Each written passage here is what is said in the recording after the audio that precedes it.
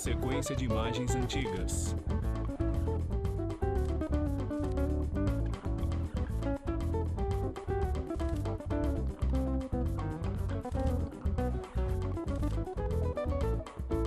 Memórias. TV Câmara apresenta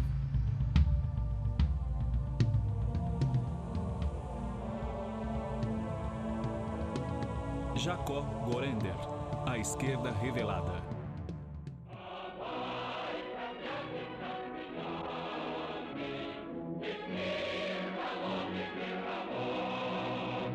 Ser comunista ao longo do século XX significava optar pela clandestinidade. Por mais de 60 anos, a legalidade foi uma exceção para o Partido Comunista Brasileiro, o que significava mais esforço por parte dos militantes. Formado na rígida disciplina do velho partidão, o judeu e baiano Jacó Gorender enfrentou a ditadura de Getúlio Vargas, a Segunda Guerra Mundial, as dissidências do partido, a prisão e tortura no regime militar de 64 e muitos anos de vida clandestina. Ao abandonar a militância, foi com a mesma austeridade que dedicou-se à pesquisa e tornou-se um dos mais prestigiados pensadores marxistas do país.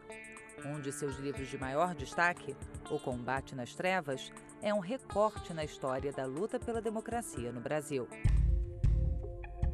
Salvador, Bahia, 1923. Nasce Jacó Gorender, filho mais velho de um casal de imigrantes judeus.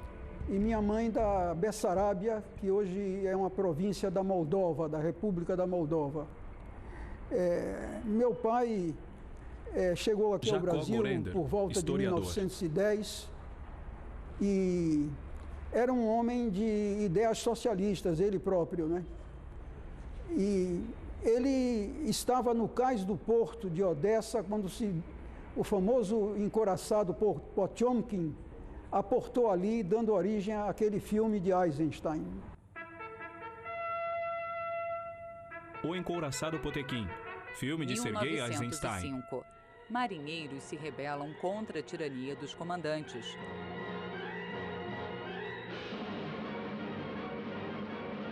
O povo da cidade de Odessa apoia os revoltosos, mas é reprimido com violência pelas forças do czar da Rússia.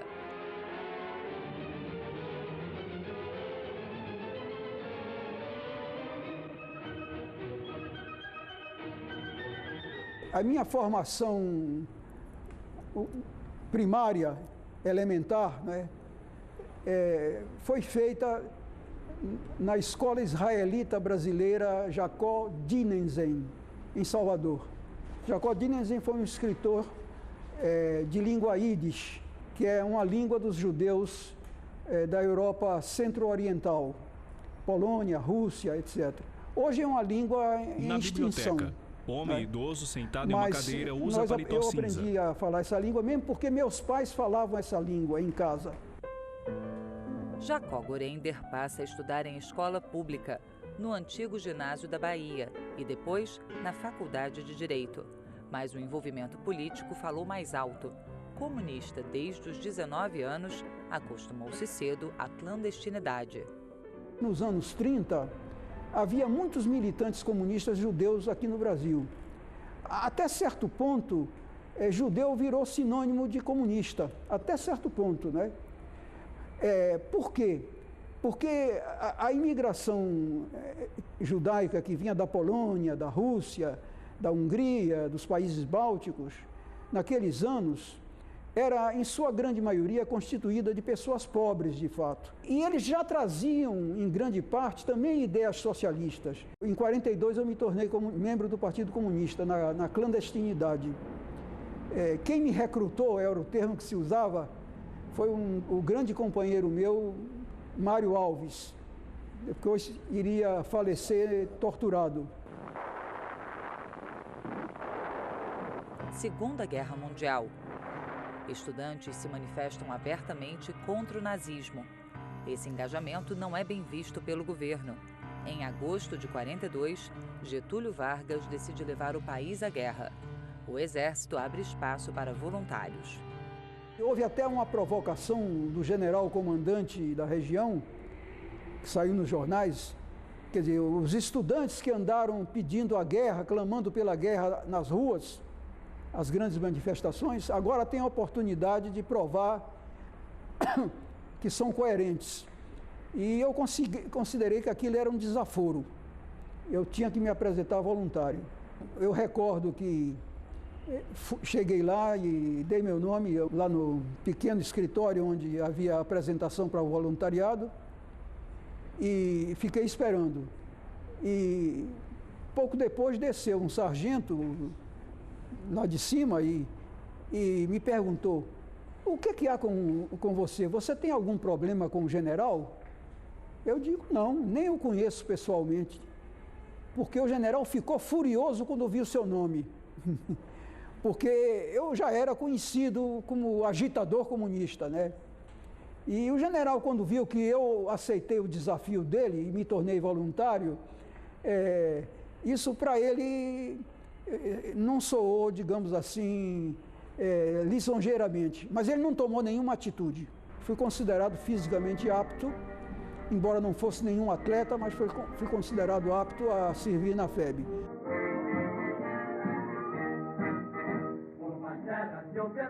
Não permita Deus que eu morra, nem que volte para lá, nem que leve por divisa esse bem que simboliza a vitória que virá. A experiência é dura, é preciso ter rigidez, porque a gente sai de casa. Eu não morava com grande conforto, morava num cortiço praticamente, mas era a minha casa.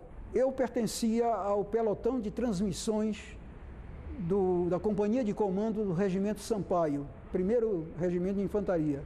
Imagens antigas, soldados em guerra. E ficávamos expostos ao bombardeio alemão, a granadas que explodiam perto de nós. Não poucas vezes eu peguei fragmentos de granada ainda quentinhos, que acabavam de explodir. Nada agradável. E a pátria querida for envolvida pelo perigo. Quando a FEB voltou, em agosto de 45, o Partido Comunista estava legal, estava legalizado. Eu saí, ele era clandestino, voltei, ele estava legalizado. Voltei para Salvador, me reintegrei na faculdade, já trabalhava antes como jornalista profissional, voltei a trabalhar. Jacó Gorender, mas historiador. Em outubro de 46, o Comitê Central do Partido Comunista me convidou para ser redator do jornal Classe Operária, no Rio de Janeiro, que era o chamado órgão central do PCB. E eu aceitei, porque isso significava muita coisa para mim, sair de Salvador e passar a viver no Rio de Janeiro, a maior cidade brasileira naquela ocasião, capital da República, e com todos os atrativos que ela tinha. E em contato com a nata do comunismo brasileiro, da intelectualidade, enfim. E aí me tornei um comunista profissional, dedicado ao partido, recebendo um salário muito modesto, mas, enfim, a partir daí por isso não me formei, não cheguei a ter um diploma não cheguei a me graduar em curso superior, fiquei no meio do caminho. A imprensa comunista. A redação da Classe Operária ficava numa esquina da Avenida Rio Branco, num edifício defronte do Clube Militar. A Rua Santa Luzia, me parece que se chama. E o Comitê Central ficava na Rua da Glória, pertinho, podia-se ir até a pé. Eu passei também a colaborar com algum artigo ou outro para a Tribuna Popular, escrevia na Classe e colaborava na Tribuna Popular. 1945, o PCB obtém o registro eleitoral e elege 14 deputados e um senador, Luiz Carlos Prestes. Mas a legalidade dura pouco. Em 1947, o registro é cancelado. O PC não estava prevenido para isso, acreditava que não se daria isso. Prestes estava convicto de que não havia clima para uma atitude tão brusca.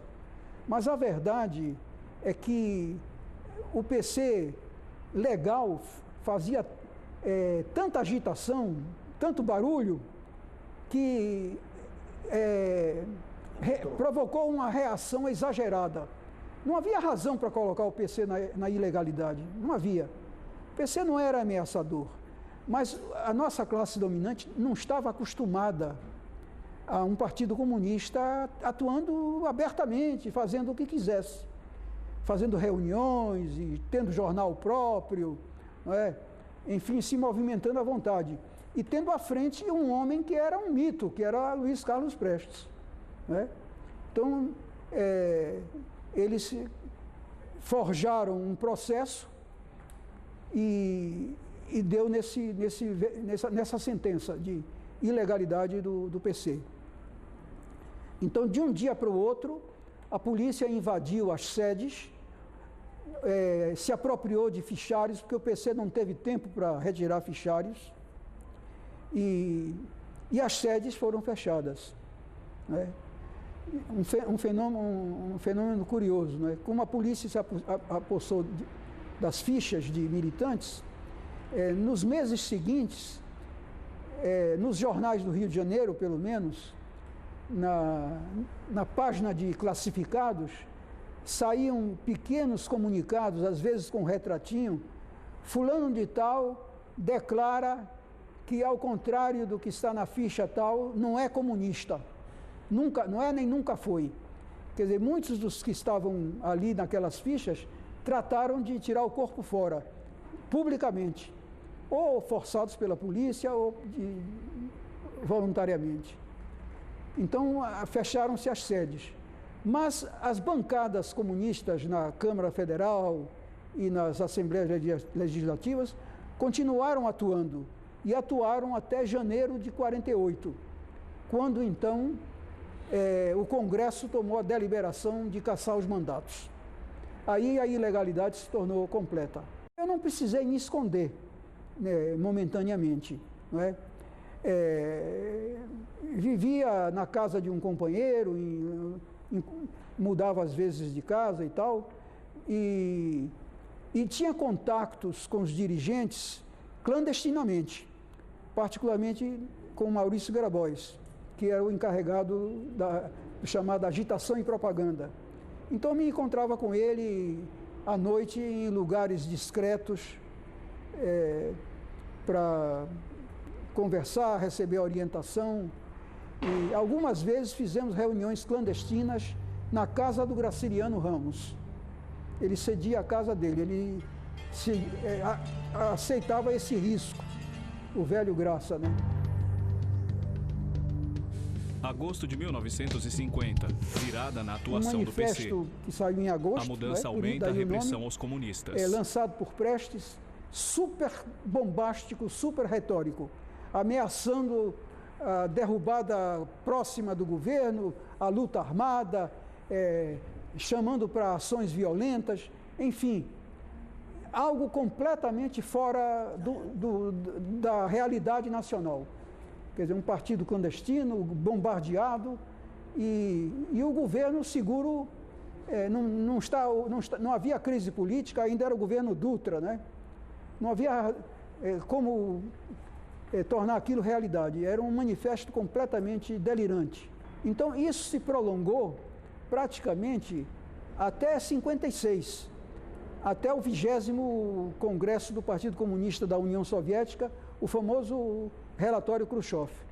Poucos partidos comunistas praticaram o chamado culto à personalidade de Stalin, como aqui o Brasil, a começar de Prestes e passando pelos Gorender, outros. historiador. Então isso impregnava todo o partido. Em 56 eu me encontrava em Moscou. Eu tinha viajado para Moscou em 55 e lá participei de uma turma de 50 brasileiros que fizemos um curso na Escola Superior do Partido Comunista da União Soviética. Eu fiquei lá 2 anos, de 55 a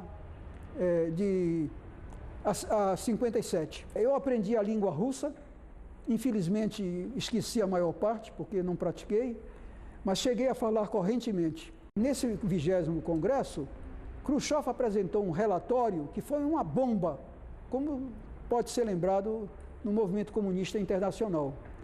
Porque ali, pela primeira vez, ele falou dos crimes de Stalin. Ele falou dos erros terríveis cometidos por Stalin e criticou o culto à personalidade. E falou dos erros na condução do comunismo, durante a guerra e assim por diante. Quando a imprensa internacional, as agências internacionais, noticiaram que havia um relatório Khrushchev fazendo pesadas acusações a Stalin, a primeira reação que eu vim a saber depois, aqui da direção e dos militantes, foi de que isso era uma invenção, era uma calúnia, não se acreditou.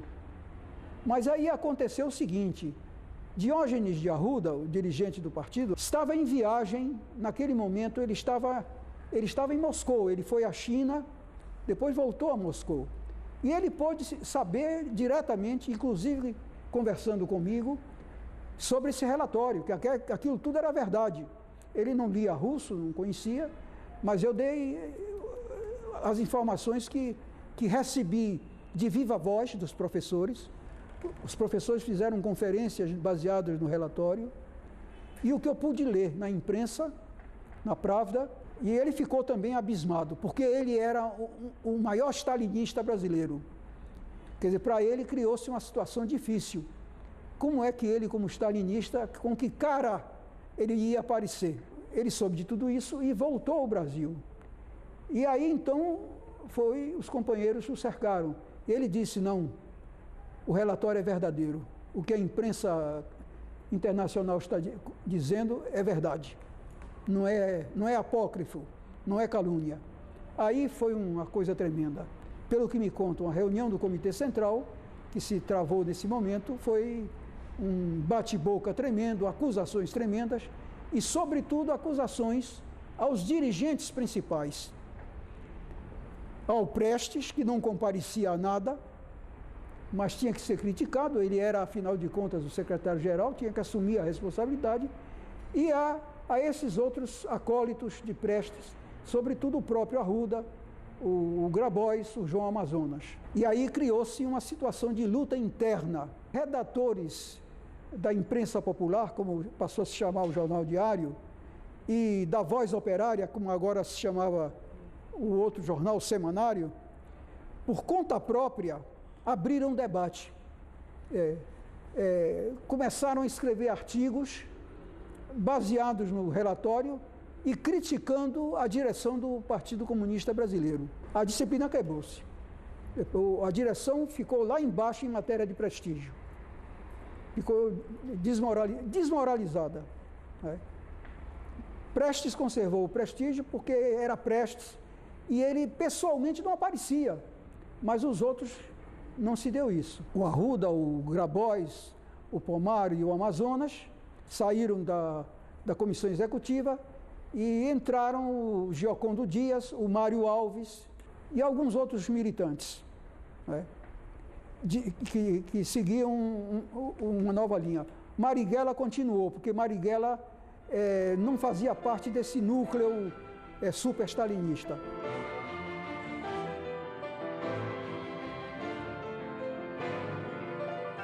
Eu me tornei diretor da imprensa popular, o jornal Diário do partido.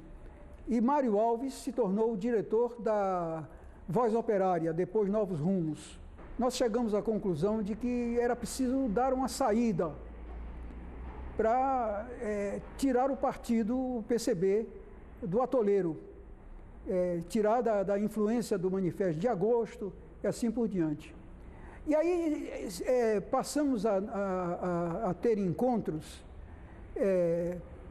Éramos o Mário Alves, o Armênio Guedes, está vivo ainda, Alberto Passos Guimarães, um intelectual, escritor, autor de livros, já falecido, um homem muito inteligente, muito culto, e eu. Nos reuníamos no apartamento do Alberto Passos, que fica no que se passou a chamar mais tarde de Beco das Garrafas, né? Famoso em Copacabana. Tínhamos contato com Marighella. Marighella era muito simpático a uma mudança, porque ele não estava comprometido com os abusos da direção anterior. E tínhamos encontros também com Giocondo Dias. Giocondo Dias era um dirigente baiano, eu convivi com ele quando estava na Bahia, e depois, quando veio a clandestinidade, ele se tornou o chefe, por assim dizer, o principal responsável pela segurança de Prestes. Ele vivia clandestinamente também e tomava as precauções para que Prestes não fosse preso uma segunda vez, o que de fato não aconteceu. E daí se chegou à conclusão de que era preciso formular uma nova linha política.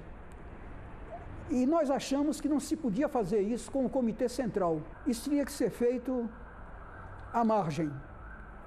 Então, Dias se encarregou de obter a aquiescência, a aprovação de Prestes a essa demarche. Quer dizer, que Prestes concordasse com a elaboração de um documento expondo a nova linha política e que seria apresentado por ele, Prestes. Quer dizer, ele assumiria a responsabilidade. O redator fui eu, posso dizer isso agora. Eu fiz a redação que, é claro, foi apresentada ao grupo, que também fez modificações, obviamente.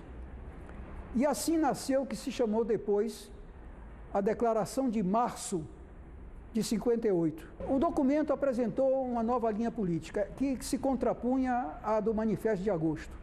Era um documento que reconhecia, isso era o mais importante, a possibilidade de chegar ao socialismo pela via pacífica.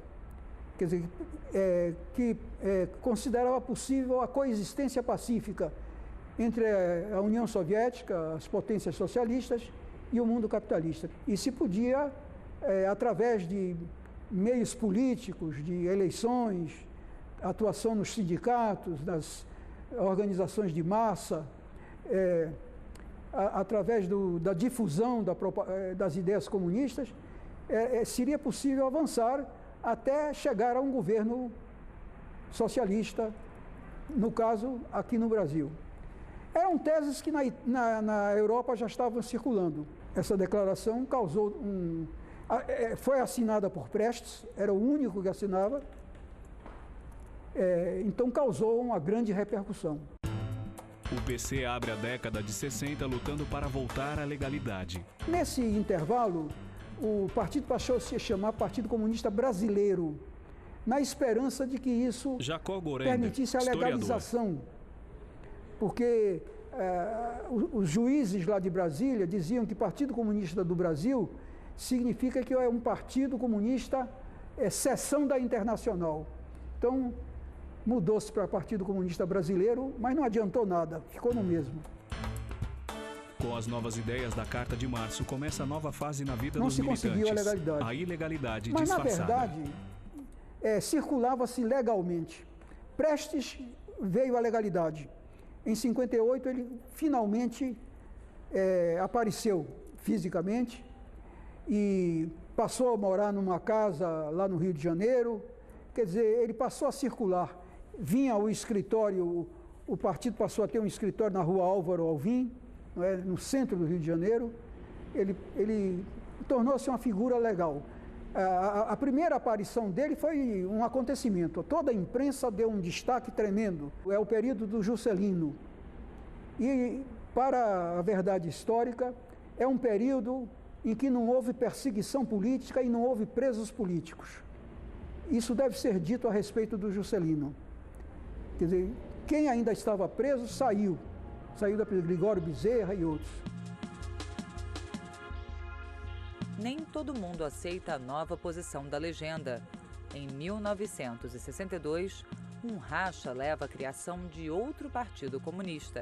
O PCdoB retoma o antigo nome de Partido Comunista do Brasil e se alinha aos partidos comunistas da China e da Albânia. Saíram Amazonas, Grabois, Pomar, né, e Diógenes Arruda. Não, Diógenes saiu mais tarde um pouco. Ele continuou ainda por um tempo. Aliás, eles se disseram os verdadeiros comunistas, né? Disseram que eram eles os continuadores do partido. Comunistas no poder. Com a nova linha, a maioria do Comitê Central, capitaneada pelo Prestes e pelo Giocondo Dias, se tornou, na verdade, um segmento da coalizão que fazia parte do poder. Passou a colaborar primeiro com o próprio Juscelino e depois com o Jango, principalmente. Com o Jango, o partido... Foi quando o Prestes falou que estávamos no governo, mas não no poder. É uma declaração infeliz. Prestes foi um militar que completou a academia militar, mas era um péssimo político. Não tinha esperteza, não tinha astúcia, savoir-faire, não é? Isso faltava a ele. O fato de circularmos legalmente não tinha nenhuma significação como poder. Como poder não tinha. Só tínhamos liberdade para andar, para escrever, para nos manifestar, para realizar reuniões. Mas poder é um absurdo. O Jango tinha reuniões frequentes com os dirigentes comunistas, em palácio ou em casa, mas ele constantemente, Prestes estava com ele, se consultava, e os outros também. E os comunistas sentiam, por isso, muitas facilidades. Então, isso fez com que a maioria do Comitê Central se tornasse caudatária, não estava no poder, mas tornou caudatária do governo de Jango. Seguiu atrás dele. E no Comitê Central, então, se formou um pequeno grupo que se opôs a essa orientação. Pequeno grupo, do qual faziam parte Marighella, aí eu cito Joaquim Câmara Ferreira, Mário Alves, eu mesmo, e mais 2 ou 3, Miguel Batista dos Santos, e mais alguns outros companheiros. Jô Verteles, que depois se tornou um traidor, um delator, mas naquele momento era um dirigente de prestígio, também estava nesse pequeno grupo que se colocou contra a posição caudatária.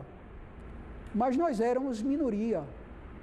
Nós não tínhamos força para mudar a direção. A nossa influência não era zero, não era insignificante, mas não era suficiente nem de longe para mudar essa situação. A aliança do PCB com a chamada burguesia nacional é motivo de críticas. A esquerda teria contribuído para o golpe de 64. Eu não posso dizer, jamais diria que o Partido Comunista contribuiu para o golpe. Nunca. Ele não fez isso. Não é? Ele não teve capacidade de se opor ao golpe, isso é outra coisa. Mas de contribuir para o golpe, isso não. O partido não conspirou contra Jango. Mas aí é que está, a esquerda também desconfiava do Jango. Mas nós estávamos embevecidos. Era tanta a massa que nos apoiava, os comícios, né, a repercussão que nossas atitudes tinham. Eu discursava no Sindicato dos Metalúrgicos lá do Rio de Janeiro e em outros sindicatos, né, era recebido e fazia conferências. Isso nos deixou um tanto cegos para a conspiração que estava sendo armada contra nós. O golpe me pegou em Goiânia, onde eu tinha feito um ciclo de conferências filosóficas sobre o marxismo, lá na Universidade de Goiás. Quando veio o golpe, não houve como reagir, porque a maioria do Comitê Central era caudatária do Jango e confiava que o Jango tinha força. Com o seu famoso dispositivo militar, o general Assis Brasil, enfim, todas aquelas fantasias. Nós estávamos completamente despreparados para qualquer reação seja de massas, Jacó Gorender, historiador. ou seja de força, não é? Seja de força. Mal pudemos correr para esconderijos clandestinos. O PC tinha oficiais comunistas na FAB, eu não vou dizer o nome deles, mas tínhamos oficiais de alto escalão na FAB, que pediram, segundo eu soube, autorização do partido para bombardear a coluna do Mourão que vinha descendo. Imagens antigas. Tanques de guerra percorrem avenidas e estradas. O Prestes negou essa autorização. Ele achou que era um derramamento de sangue que não devia ser feito. A vida na clandestinidade. Eu passei 2 anos em Porto Alegre, de 64, fim de 64 até 66, e em 66 voltei para o Rio de Janeiro. E ali fiquei, no Rio de Janeiro. Fim de 66, fiquei ali. Eu tinha encontros com Mário Alves, com Apolônio de Carvalho, com Miguel Batista dos Santos. E aí foi surgindo a ideia de fundar um outro partido. Quer dizer, nós passamos a considerar que o velho partido ao qual nós pertencemos, no qual militamos tantos anos, já não tinha como ser transformado em uma organização de fato combativa, porque a tendência do PCB pós-64 foi ir se ajeitando com o Jango, com o Juscelino, com a chamada Frente Ampla, que se criou logo depois, enfim, e evitar de qualquer maneira uma resistência ativa. Eu devo dizer que na nossa cabeça também foi se firmando a ideia de uma luta armada, o que a história depois mostrou que nós estávamos errados. Surge o PCBR. Éramos o grupo, eu, o Mário Alves, o Miguel Batista dos Santos, e o Apolônio de Carvalho. Não o Marighella, nem o Câmara Ferreira. Esses passaram a atuar em uma outra linha própria deles, contra o Comitê Central, contra a orientação do Comitê Central, mas divergindo de nós. Por uma razão. Nós pensávamos em criar um novo partido. Nós achávamos que precisávamos de um partido, não o existente, mas de um novo partido. E Marighella, que já tinha estado em Cuba e tal, se encheu também de ideias cubanas, achava que partido só atrapalha, que a vanguarda deve ser uma vanguarda militar. A guerrilha que é a vanguarda, é que dirige, não precisa de partido, precisa diretamente de uma guerrilha. Em 1968, numa reunião na Serra da Mantiqueira, lá no estado do Rio, num lugar que eu não sei qual eu cheguei lá de olhos vendados, né, mas eu sei que é na Serra da Mantiqueira, reuniu-se uma espécie de conferência com militantes de vários estados e ali se criou o PCBR.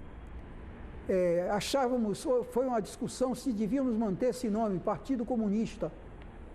A opinião que prevaleceu que sim, para contrapor ao velho partidão. Então acrescentamos o revolucionário como distinção. Dezembro de 68, o AI-5 fecha ainda mais o regime. A opção pela luta armada é o ponto de partida para a divisão da esquerda em inúmeras dissidências. Foi a tragédia da esquerda, hoje podemos ver isso. Mas tem a sua razão de ser também.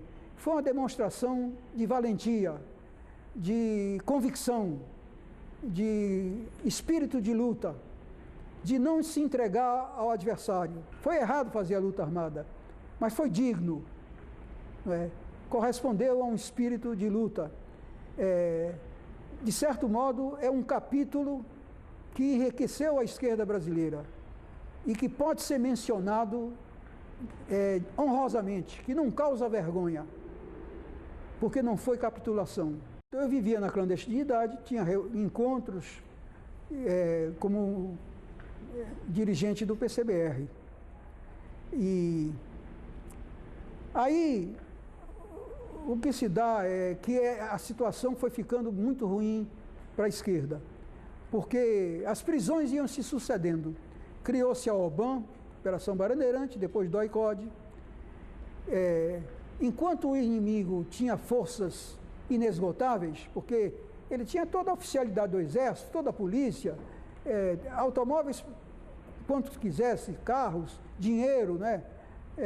Havia os empresários que davam dinheiro, os Boylesen e tantos outros, né?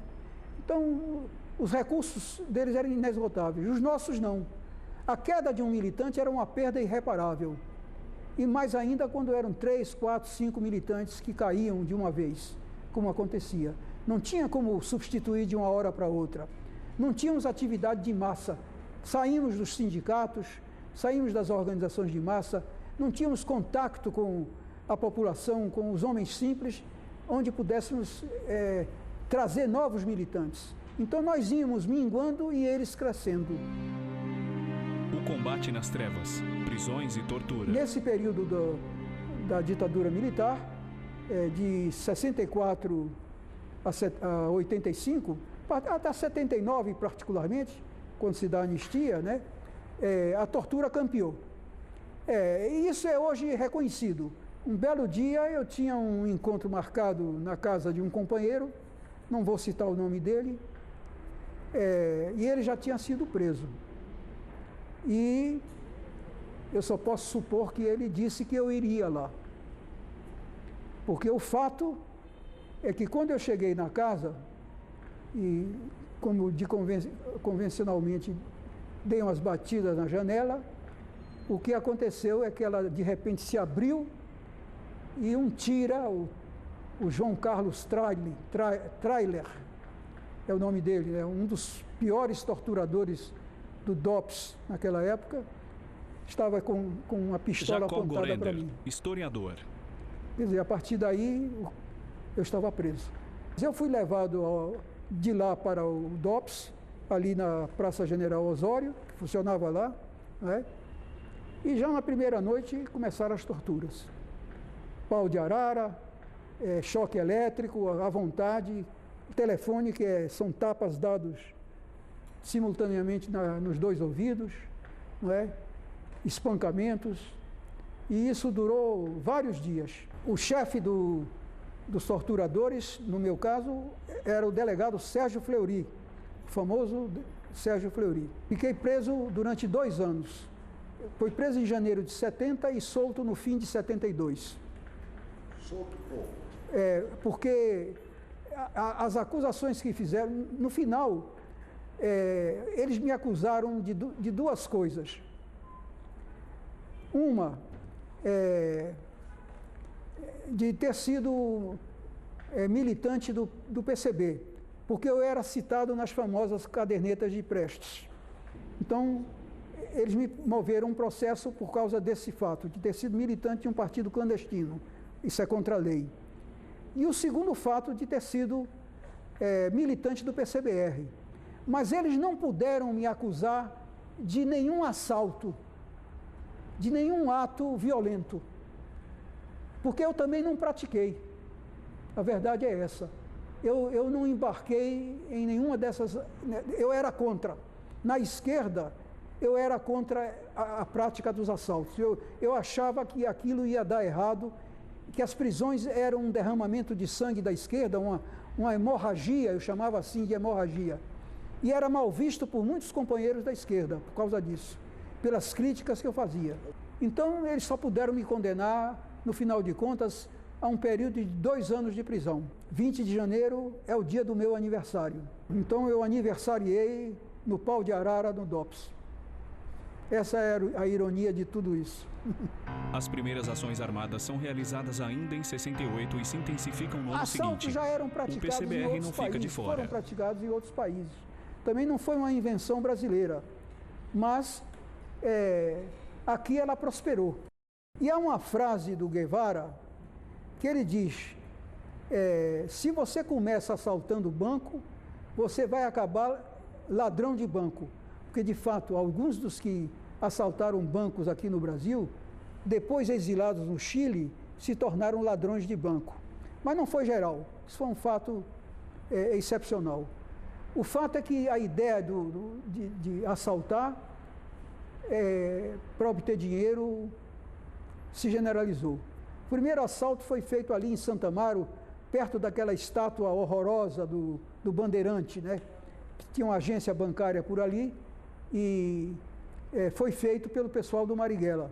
O PCBR, inicialmente, tinha a ideia de não cair nesta linha, de cair numa linha de contato de massa, de trabalho de massa, mas revolucionário.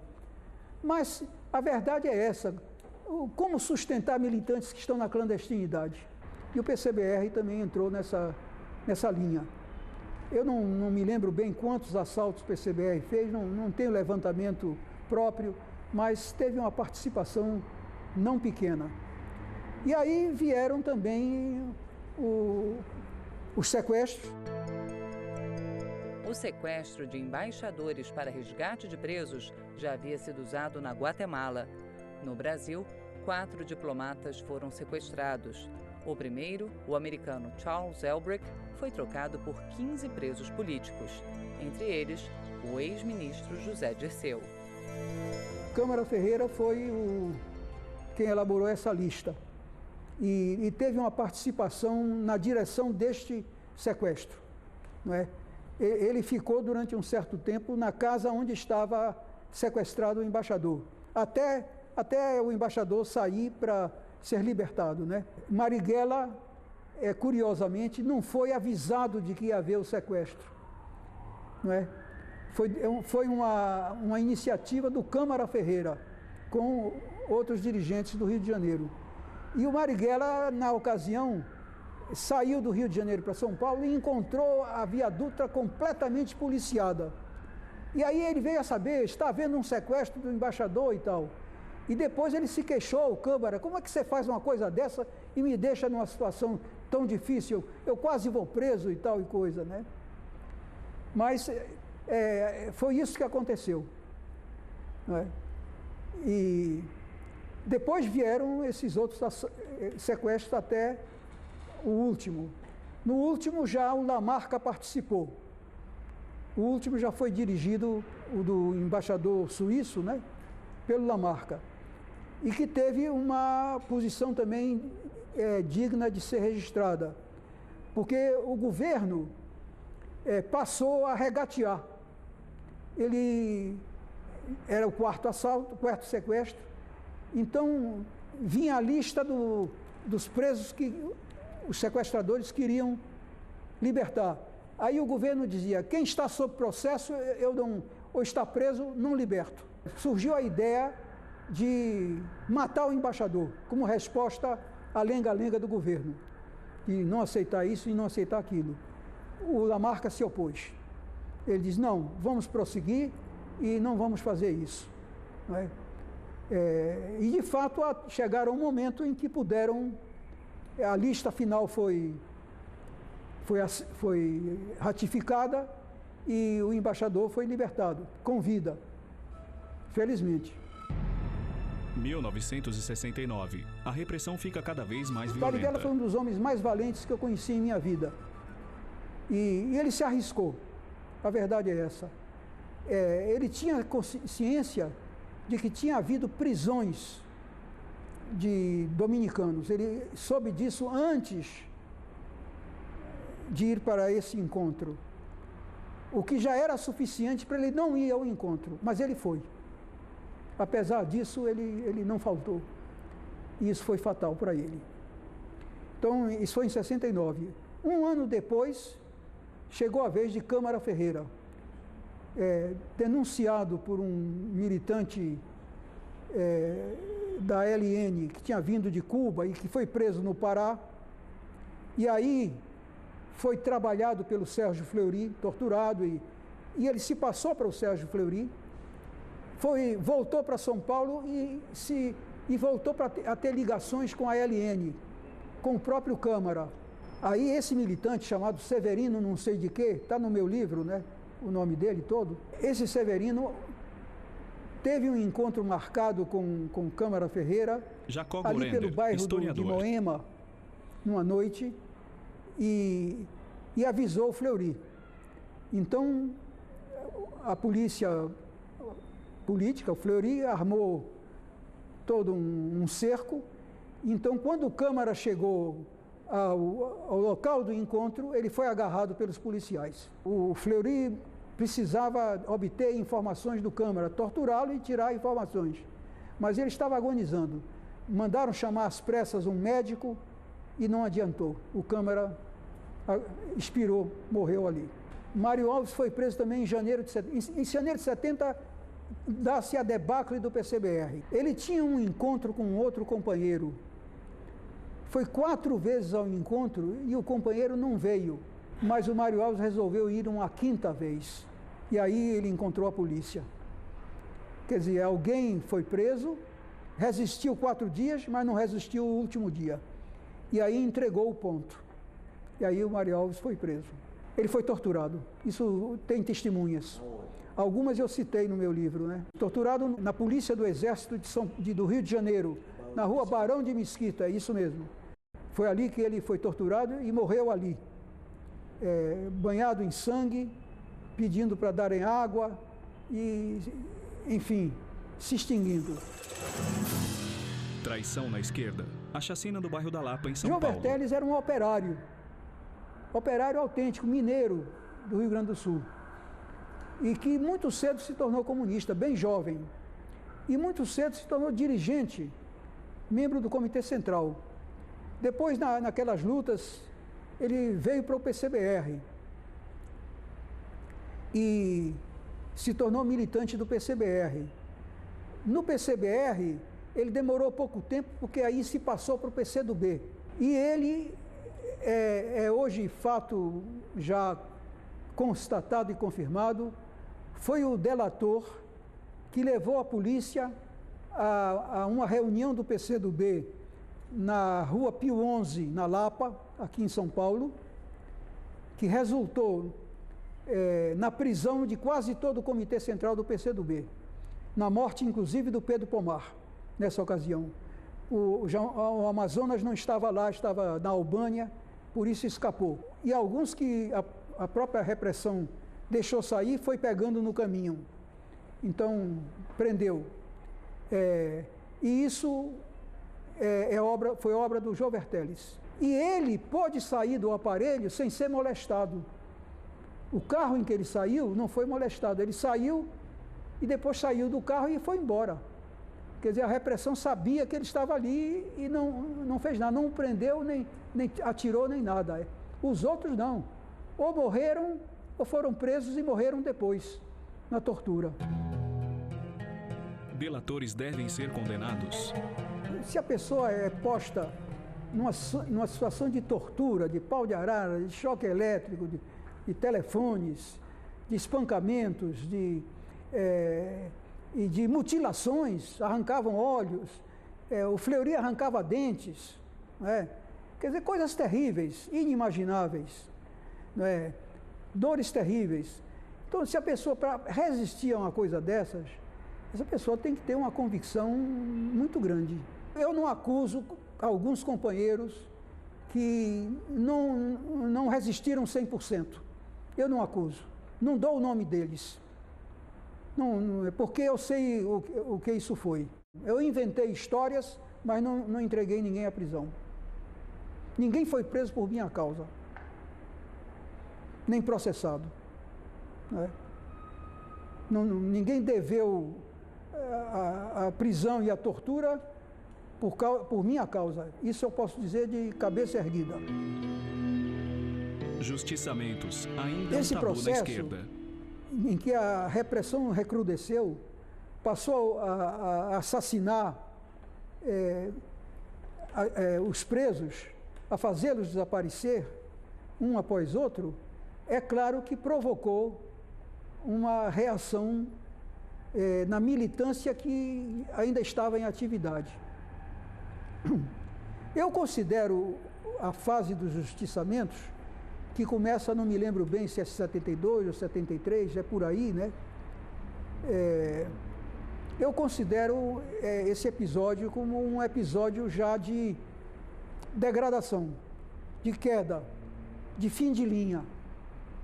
Quer dizer, já não havia ações de massa, não havia ações revolucionárias propriamente, e muita gente ia sendo presa, muita gente se comportava na tortura. Uns diziam mais coisas, outros diziam menos, mas muitos sempre diziam alguma coisa, davam informações. Então criou-se um clima de suspeita dentro da própria esquerda, dessa esquerda que estava em processo de fim de linha. E disso advieram os 4 justiçamentos que eu tenho registrados no meu livro. Se eu tenho recordação, nenhum desses 4 que foram justiçados está provado que eles eram traidores. Pode ser que eles estivessem em processo de abandono da luta revolucionária, isso pode ser, 1 ou 2 deles, mas não há prova de que algum deles já tenha de fato traído. Mas criou-se a convicção em outros militantes de que eles eram traidores. E aí eles passaram a ser convocados para um certo ponto, para um certo encontro, e ali eram fuzilados. O caso Boyles é o seguinte: ele era um homem, não era o único, mas ele era talvez o empresário mais fanático no combate à esquerda revolucionária. Então ele não se limitava a angariar dinheiro, porque a Operação Bandeirante, depois do ICOD, tinha naturalmente verbas do governo, mas não eram suficientes. Então os empresários passaram a municiar. Historiador. É sabido que as montadoras de automóveis forneceram automóveis, caminhonetes, que não se podia esperar que isso partisse de uma ordem orçamentária. Então, para apressar, as empresas forneceram dinheiro e recursos materiais, como carros, equipamento de rádio, telefonia, etc., tudo isso. E o Boylessen, ao que tudo indica, era um dos mais entusiastas disso. Então ele não se limitava a arranjar dinheiro, a isso, mas ia ao DOI-CODE. Ele visitava o DOI-CODE e via os presos. Ele parece que era um sádico. Ele ia ver os presos nas celas, não é? O que eles faziam. Então acabou a esquerda tomando nota. Isso acabou se sabendo quem era ele, o que ele fazia, os trajetos que percorria, e um comando de organizações revolucionárias acabou atingindo na rua. Um outro que foi executado foi o delegado Otávio Moreira, vulgo Otavinho, que, saindo do banho de mar em Copacabana, enfrentou um comando que o fuzilou. Era um torturador, um perseguidor dos comunistas, um cara da UBAN, cara do DOI-CODE. Retomando a vida. Eu saí determinado a não participar de nenhuma organização de esquerda. Eu já sabia o que era. A minha experiência já era mais do que suficiente. Então eu tinha mulher, já tinha uma filha que passavam grandes dificuldades. Eu tenho irmãos, mas ninguém é rico, não pertenço à família rica. Então eu precisava trabalhar, arranjar alguma maneira de me sustentar. Então eu passei alguns anos com não poucas dificuldades e me sustentei sobretudo como tradutor. Eu domino algumas línguas, então eu passei a traduzir livros para editoras aqui de São Paulo. Mas eu já tinha planos literários. Antes da prisão, eu já estava trabalhando num livro que saiu em 78, chamado O Escravismo Colonial. Então, eu me dediquei à pesquisa quando saí da prisão. Jacó Gorender publicou 10 livros e inúmeros artigos e ensaios. Sem democracia não há socialismo. E isso fez perecer o socialismo soviético.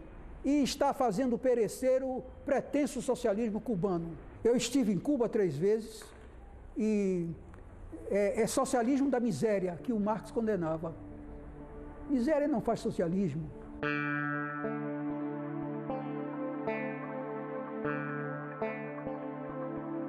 Lista de créditos finais.